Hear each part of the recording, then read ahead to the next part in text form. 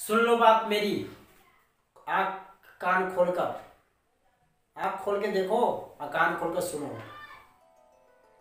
आपकी इस समय इंसान को कभी न कभी काम आ ही जाएगा। खुद को जब फंसता है इंसान, अपने आप को जाल में अगर फंसता है तो क्या करता है? कुछ नहीं कर पाता है।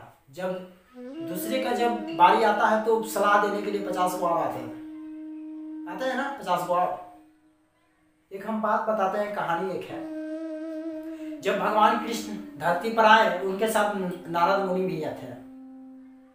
और उस समय की बात हम करते हैं कि उस जंगल में दो ऋषि थे, एक नाच गा रहे थे और एक तपस्या कर रहे थे। दोनों भगवान की आराधना कर रहे थे कि मुझे भगवान को प्राप्ति करना है। नारद मुनि ने भगवान श्री कृष्ण से पूछा कि भगवान, ये सबसे पहले हमको आपको कौन प्राप्त करेगा? तो भगवान श्री कृष्ण ने बताया, जो नाच गा रहा है ना वही मुझे प्राप्त करेगा। तो ऐसा क्यों? तो भगवान श्री कृष्ण ने नारद मुनि को जाकर बोला कि आप जाकर दोनों को बोलिए कि 100 वर्ष के बाद भगवान मिलेंगे। तो वैसा ही काम नारद मुनि किया। एक ऋषि के पास गया जो नाच गा रहा था, उसके पास बोला कि भगवान तुम्हें 100 वर्ष के बाद मिलेगा। तो भगवान 100 वर्ष के बाद मिलेगा तो वो खुश होकर नाचने लगा। और एक के पास गया जो साधन रूप में बैठे हुआ था, उसके पास गया और बोला कि भगवान तुम्हें 100 वर्ष के बाद मिलेगा। वो कमंडल लेके फेंक दिया, है बेकार है, करना अच्छा नहीं है, 100 वर्ष के बाद मिलेंगे कि नहीं मिलेंगे। अब देखो इसमें क्या होता है, दो बात आती है, एक होता है निगेटिव, एक होता है पॉजिटिव। मुझे कहानी कहने का मतलब यही था, एक निगेटिव होता है, एक पॉजिटिव होता है। किसी भी इंसान को अगर कष्ट होता है तो ये चीज बातों को ध्यान जरूर दें कि आपके पास निगेटिव और पॉजिटिव को तुलना करना सीख जाइए। बात करते हैं सबसे पहले मन की। मन, प्रेम करोगे तो मन से ही करोगे, पढ़ाई करोगे तो मन से ही करोगे, लड़ाई करोगे तो मन से ही करोगे, और जो उसके बाद है पूजा करोगे मन से ही करोगे। अगर तुम्हारे अंदर दो चीजें है, एक निगेटिव एक पॉजिटिव, एक है निगेटिव एक positive, plus positive plus negative, that is, हम क्या करेंगे इसके बाद? अगर तुम्हारे पास पॉजिटिव थिंकिंग है तो भगवान बुद्ध के देखो, उनकी कथा पढ़ो, जीवनी यात्री पढ़ो, महावीर के देखो, नागार्जुन के देखो, शंकर के देखो।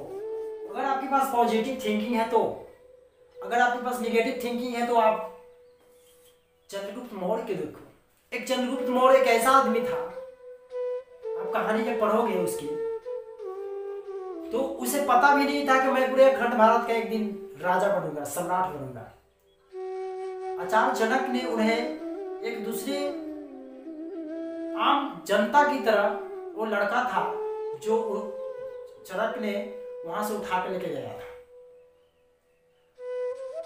और वहां पर ले जाने के बाद उन्होंने अखंड भारत का राजा बना दिया। इतना बड़ा कष्ट।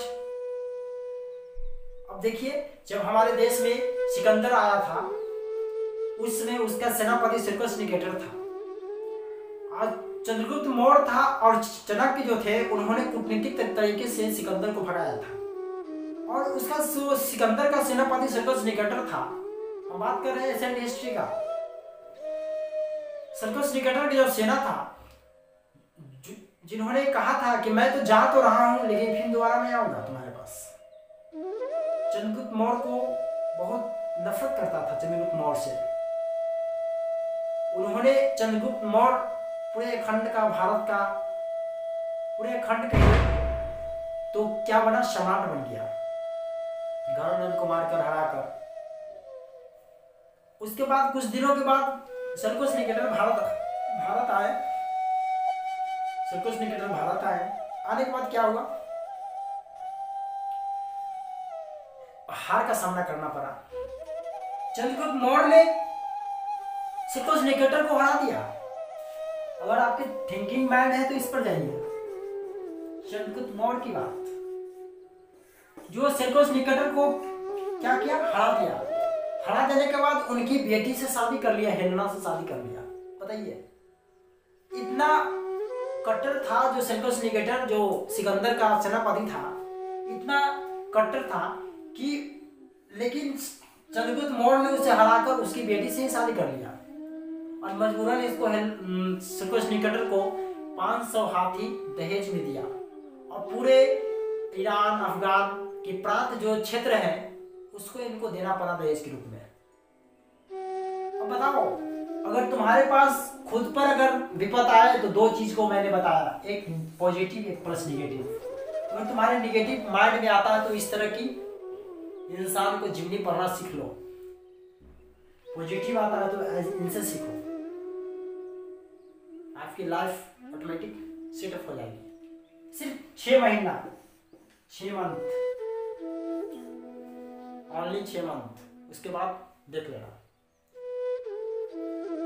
ऐसा ही वीडियो मैं लाऊंगा नेक्स्ट। थैंक्स।